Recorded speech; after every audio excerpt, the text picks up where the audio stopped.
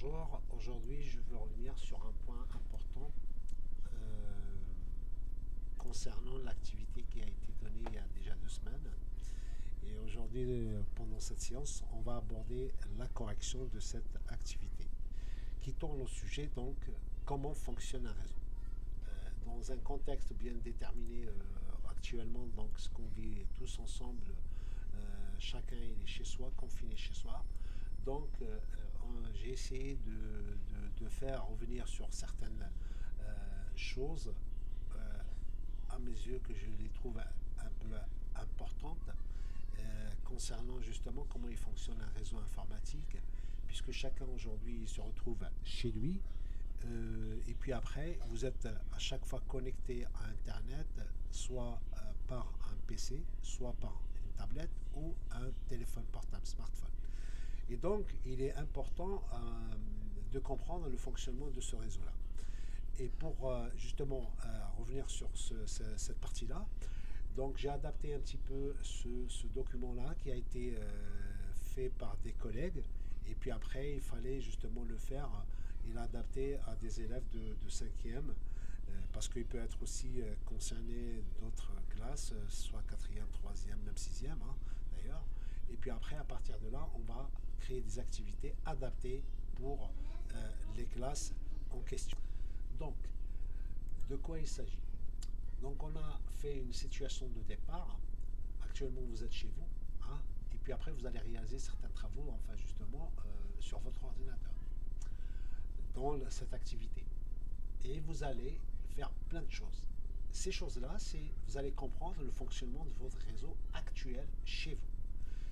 Donc, on va établir plusieurs sur le programme, justement, il est sur 3 à 4 semaines, plusieurs activités qui vont vous pousser à comprendre étape par étape le réseau informatique.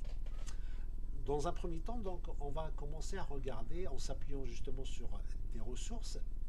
Sur la première activité, c'est que on va regarder ensemble une vidéo qui va parler au sujet du concentrateur, c'est quoi un hub, et il y avait des questions qui ont été posées. Et vous allez regarder cette vidéo, au fur et à mesure, vous allez répondre sur ces questions-là. Elles sont déjà, elles existent, pardon, dans cette vidéo-là. Vous allez répondre question par question. Voilà. Ouais, qu'est-ce que je voulais revenir là-dessus? Donc, en parlant sur un hub, c'est quoi un concentrateur? Je pense, moi, j'aime pas rester dans le virtuel, c'est-à-dire quelque chose que dans l'abstrait. Donc, non, au contraire. C'est quoi? Est-ce que c'est un matériel? C'est un objet? C'est quelque chose qu'on peut le voir, qu'on peut le consulter? Oui, bien sûr. Donc, je voulais justement vous mettre en place l'idée. Hein, c'est quoi un concentrateur? C'est quoi un hub? C'est un boîtier qui, à l'intérieur, il y a une carte mère, à l'intérieur, électronique, on va dire, et il est alimenté par une alimentation électrique, bien sûr. Et puis après, il y a des ports derrière. Ici, par exemple, en question, on a 1, 2, 3, 4, 5 ports. Il y a d'autres qui sont comme ça. Hein. Donc, la tête d'un switch, d'un hub, d'un concentrateur, d'un routeur, c'est toujours la même chose. C'est-à-dire, ils ont le même design. On va dire, c'est un boîtier. Et dans ce boîtier-là, vous allez retrouver derrière des connectiques. Ces connectiques-là, ça peut être 10, comme ça peut être 12, comme ça peut être, ça dépendra en fait justement votre demande, votre utilisation. C'est ça ce que je voulais revenir. Donc en parlant du hub, pour l'instant le hub il est comme ça, il est connecté, il est un peu limité. Voilà. Et après l'évolution en fait justement au début de l'informatique, donc on a commencé à créer un hub, après on a vu quels sont les avantages, quels sont les inconvénients, on est passé du hub aujourd'hui à un autre qui s'appelle un switch. Hein. C'est quoi la question, puisque j'avais déjà posé la question en suivant un concentrateur, puis après on est parti sur la deuxième partie, plutôt la troisième partie, c'est un commutateur. Le commutateur, c'est-à-dire c'est ce qu'on appelle un switch aujourd'hui. Après, après le switch, il y a aussi un autre boîtier qui s'appelle un routeur. Donc vous allez retrouver la question. Ça, je voulais justement vous préciser c'est quoi la terminologie utilisée. Il ne faut pas avoir peur. c'est juste simplement que ce sont que des boîtiers. Hein. Chaque boîtier il est alimenté hein, par un câble. Ça dépend le voltage, 10, 5, machin. Et puis après, derrière, vous avez ce qu'on appelle les ports. On va brancher ici des câbles Ethernet, comme ici. Vous avez, derrière votre box, vous allez brancher plusieurs câbles. C'est pour ça qu'on a utilisé en fait plusieurs ports. Et chaque port, il est connecté au bout pour connecter un ordinateur. C'est ce qui se passe chez vous à la maison. Donc, c'est l'occasion de comprendre tout ça. On avait déjà vu, je pense, dans un premier temps, cette activité, mais je voulais revenir là-dessus pour justement vous caricaturer, en fait, justement, pour simplifier l'idée et l'image. C'est quoi un hub, c'est quoi un switch, c'est quoi un routeur. Voilà. Maintenant, en passant aux questions, donc, dans la première question, donc, vous allez cliquer sur le premier lien pour regarder et visionner votre vidéo. À partir de cette vidéo-là, vous allez la suivre, elle dure 2 minutes 48. Au bout de 2 minutes, vous allez répondre pas à pas sur les questions qui ont été posées. Et là, je vais vous donner juste les réponses. Pour la première réponse, oui, c'est un hub. Comment il s'appelle ce boîtier-là? La deuxième question, est-ce qu'on peut le brancher? Oui, sur un port, oui, bien sûr. Est-ce que le concentrateur ou le hub, lorsqu'il reçoit un message, donc lui, il y a quelqu'un qui avait, c'est-à-dire un ordinateur qui avait envoyé un message, quand il reçoit un message, est-ce qu'il peut le diffuser lui aussi? Bien sûr, oui. Justement, un hub, il est basique, il n'arrive pas à contrôler, c'est-à-dire, pour revenir, pour vous éclaircir sur ce point-là, si je vous donne cette image-là, par exemple cet ordinateur-là, quand il veut envoyer un message, il ne peut pas le préciser avec un concentrateur, avec un hub. Donc, il l'envoie au concentrateur et le concentrateur, il va le diffuser à tout le monde. C'est ce qu'il peut faire. C'est ça, ses capacités. Donc, lui, il n'arrive pas à dire, bah tiens, voilà, le ordinateur A, il veut l'envoyer à B. Est-ce que tu peux me l'envoyer juste à B? Tu ne peux pas me l'envoyer aux autres. J'ai envie d'envoyer un message un peu hyper secret. Donc, c'est ça la question. Le hub, il ne sait pas faire ça. Donc, c'est ça qu'il faut faire, qu'il faut retenir, la première leçon qu'il faut retenir. Donc, et c'est pour ça qu'on commence à construire nos questions et nos réponses. Et ça, vous allez le retrouver justement en suivant justement la vidéo. Et là, vous allez comprendre pourquoi il n'arrive pas, ou quels sont les avantages et quels sont les inconvénients de chaque appareil. Et puis après, je passe d'après toi, donc d'après toi l'élève, quel est le principal inconvénient d'un ordinateur concentrateur? Ben, je viens de dire, ben, justement, la question, la réponse, c'est que si, par exemple, vous êtes ici, cet ordinateur ou cet hub-là, il est là, s'il tombe en panne, donc cet ordinateur qui va envoyer un message, donc il va l'envoyer à tout le monde, s'il tombe en panne, ben, écoutez, personne ne va recevoir aucun message. Et donc, c'est pas possible, c'est pas géré. Ça, d'un côté. Et deuxièmement, la deuxième question, c'est que lui, il ne sait pas gérer les ports, c'est-à-dire le ST1 ici, par exemple, dans notre vidéo ici, je vous montre, il veut envoyer un message à ST6, il ne peut pas parce que le hub, il ne sait pas gérer, il ne connaît pas le hub, le ST6, il est branché sur ce port-là, ou sur ce port-là, le 1, le 2, le 3, le 4, il ne le sait pas. C'est pour ça, lui, quand il reçoit un message d'un ordinateur, il l'envoie à tout le monde, et tout le monde reçoit tout. Voilà. Donc ça, c'est justement sur la première partie. La deuxième partie de l'activité de l'exercice, c'est que je vous demande c'est quoi une adresse MAC. Une adresse MAC, sachez-le, c'est ici la question qui a été posée, donc quel est le nom de l'adresse que l'on associe à une carte réseau? Eh bien oui, effectivement. Eh bien justement, c'est quoi une carte réseau? Dans votre ordinateur, derrière, vous allez brancher un câble Ethernet. C'est normal. C'est ça, une carte réseau.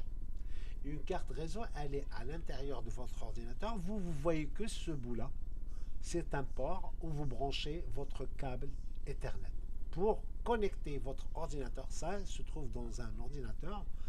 Et puis après, le reste, par exemple, il se trouve, le hub, il est là.